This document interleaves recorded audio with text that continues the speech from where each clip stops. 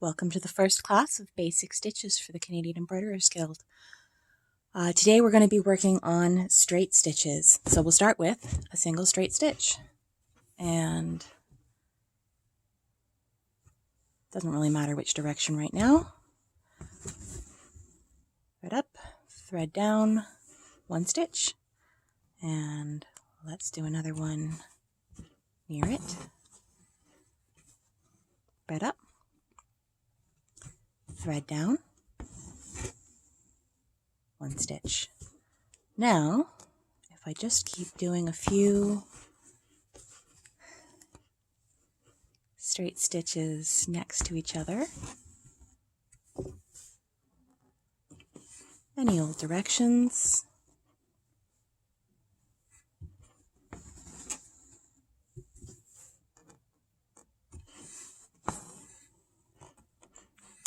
this is seed stitch. I'm trying to vary the direction but keep a relatively consistent size of stitch. A little bit of inconsistency is just fine because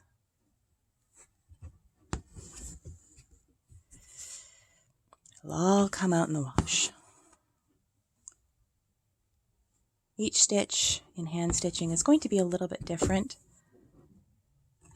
When there are hundreds of stitches next to each other, each one doesn't stand out so much. And it's all about practice. Eventually, those stitches get pretty similar. So if we have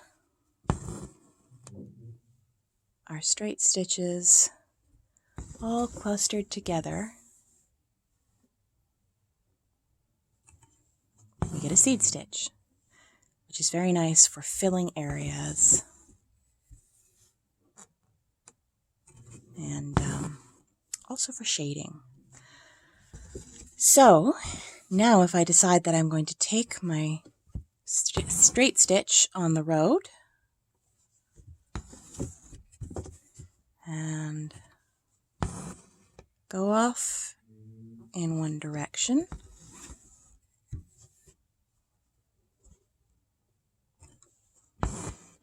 this is a running stitch. Could be a straight line,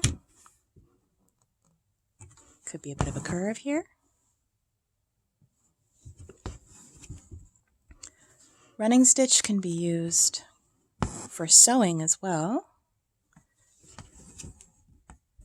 but it's very good for giving a less solid line. Makes a nice textured effect. And a handy thing about running stitch is that a variant of running stitch is useful in black work called double running stitch. You'll see momentarily how very simple that is.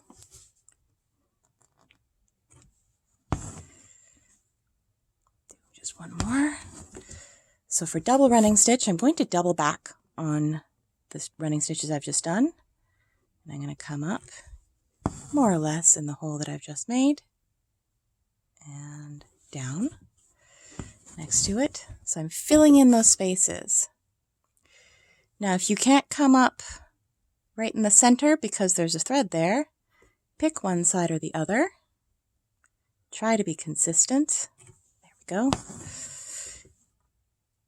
And down.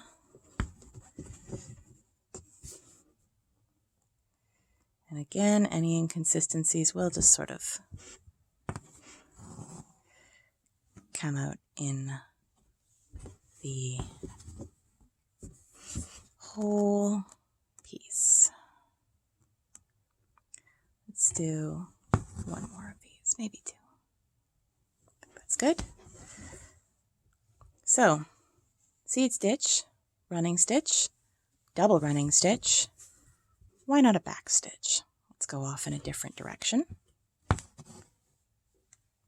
So back stitch, I come up ahead of where I want to be. And I'm going to stitch backwards. So if my line, apologies, is going this way, then I'm going to come ahead, stitch back towards where I went down before, ahead, come up, stitch back, rejoin my line, ahead, stitch back, ahead, stitch back. Back stitch is also used in sewing and tailoring.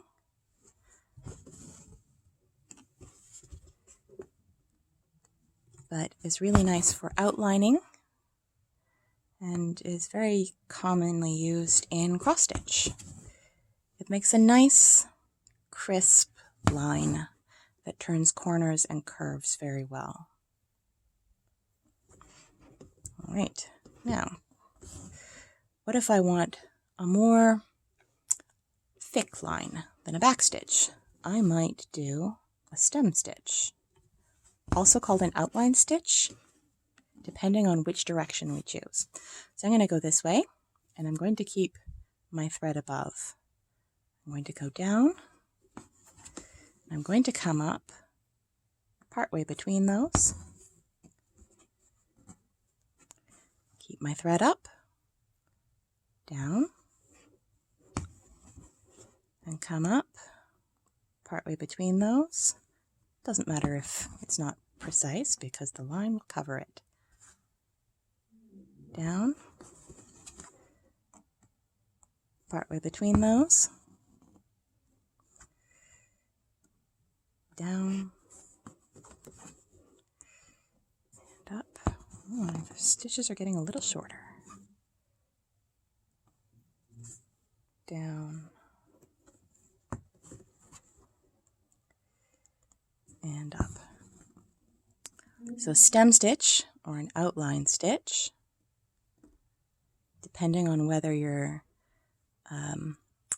sort of twisting one way or the other with these stitches,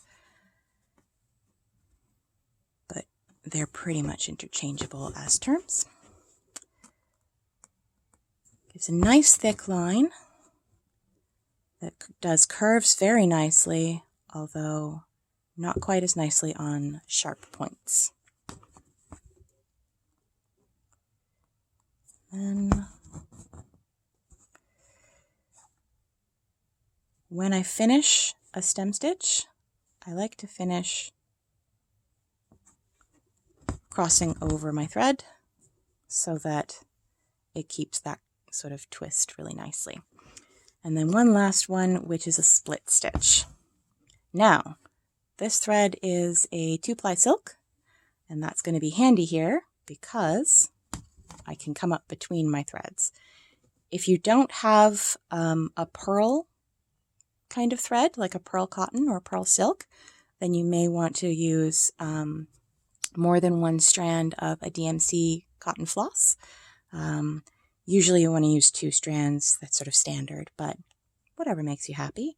So I am going to, this is a little tricky, untwist that just a little bit so that I come up between and then pull so that I have split my thread.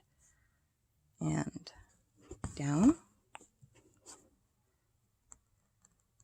up again, untwist it so that I can go back between my threads, and down.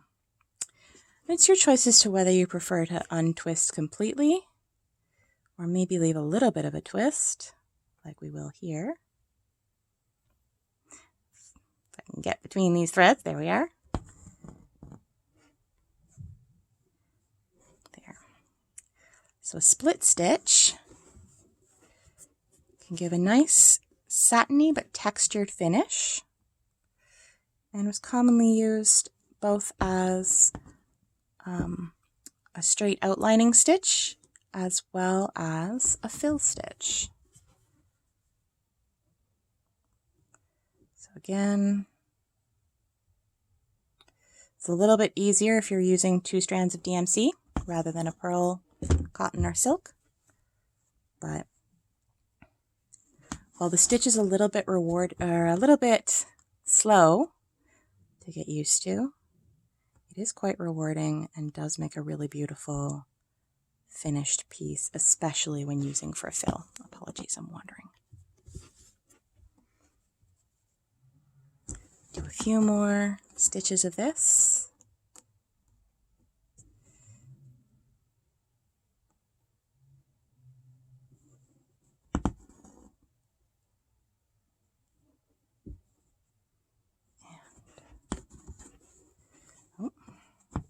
If ever you pull your thread down too much, you can always pull it back up again. I do hope I haven't wandered too much there. There we go. This is poorly centered. All right, so now for the moment of truth, which is, I want to show you the back side. So we have our seed stitch made up of a bunch of sort of semi-random straight stitches. Take our straight stitch on the road into a running stitch, double back with a double running stitch, a nice crisp back stitch, a nice tall stem stitch, and then sort of softer split stitch. Let's see, we gotta look at the texture and dimension on those, but here's our seed stitch. Looks more or less the same front and back. Same with the running stitch. Same with the double running stitch. The back stitch, however, is a little bit messy on the back, and also there's a lot more thread on the back, whereas the back side of the stem stitch and the split stitch look pretty much like the front of the back stitch. So if you're ever wondering what the reverse of a stitch looks like, there it is. Straight stitches.